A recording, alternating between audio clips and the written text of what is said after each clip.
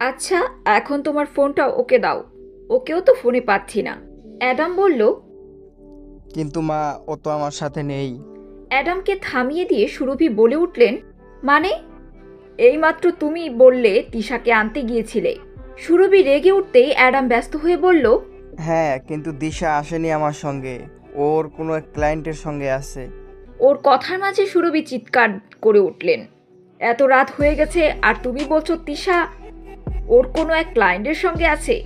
নির্ঘাত তুমি কোনো ঝামেলা করেছো, সেই কারণেই তো তোমার সঙ্গে আসেনি। সুরভি ফোন রাখতেই অ্যাডাম তিশাকে ফোন করলো। তিশার ফোন তখনও বন্ধ ছিল। এবার সত্যিই অ্যাডামের খুব চিন্তা হলো তিশার জন্য। বেশ কয়েকবার তিশা ফোনে ট্রাই করে, কোনো জবাব না পাওয়ায় বাধ্য হয়ে অ্যাডাম মল্লিক মেনশন থেকে বেরিয়ে নিজের বাইকে উঠে বসলো। এরপর সোজা বাইক নিয়ে চলে গেল জয়ের নাইট ক্লাবের দিকে। অ্যাডামের সম্পর্কে জয় কিছু না জানলেও জয়ের সম্পর্কে অনেক কিছুই তিশার কাছ থেকে জেনেছিল অ্যাডাম।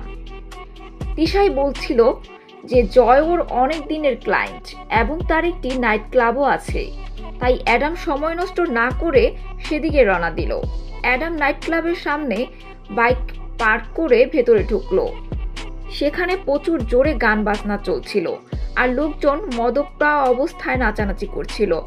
অ্যাডাম চারদিকে তাকিয়ে তিশাকে দেখতে পেল না, কিন্তু হঠাৎ একটা রুম থেকে আহ তিশার চিৎকার শুনতে পেল অ্যাডাম। সে রুমের দরজা ঠেলে দ্রুত পায়ে অ্যাডাম ভেতরে ঢুকেই চমকে উঠল। ওর সামনে থাকা বিছানাতে নেশায় বুঁদ হয়ে পড়ে রয়েছে তিশা, আর জয় ওর সাথে জবরদস্তি করার চেষ্টা করছে। অ্যাডামকে দেখে জয় গর্জে উঠল। তুই এখানে এখানে আসার সাহস কি করে হলো? অ্যাডামের চোখ লাল হয়ে গেল। ও এগিয়ে এসে সজোরে একটি থাপ্পড় দিল জয়ের গালে। ওর রাগ দেখে জয় কাঁপতে শুরু করে দিল।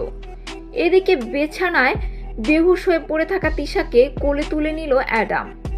তারপর দাঁতে দাঁত চেপে জয়কে বলল, মিস্টার জয়, আমি তিশার হাজবেন্ড। এই মুহূর্তে আমার মন বলছে খুন করে ফেলি তোমাকে, কিন্তু দিশার কথা ভেবে এখনকার মতো চুপ করে আছি। ওর তোমার উপর খুব বিশ্বাস ছিল। এরপর তোমার ব্যবস্থা যা করার ওই করবে। কথা শেষ করেই তিশাকে কোলে নিয়ে রুম থেকে বেরিয়ে গেল অ্যাডাম। জয় হতবাক হয়ে নিজের গাল ঘষতে ঘষতে অ্যাডাম এর চলে যাওয়া দেখল। তিশাকে সঙ্গে নিয়ে বাড়ি ফিরে অ্যাডাম ওকে নিজের বিছানায় এনে শুইয়ে দিল। নেশা অবস্থায় তিশার বিছানায় শুয়ে গভীর ঘুমে তলিয়ে গেল। ওর নিষ্পাপ সুন্দর মুখটার দিকে থেকে অ্যাডাম বলল,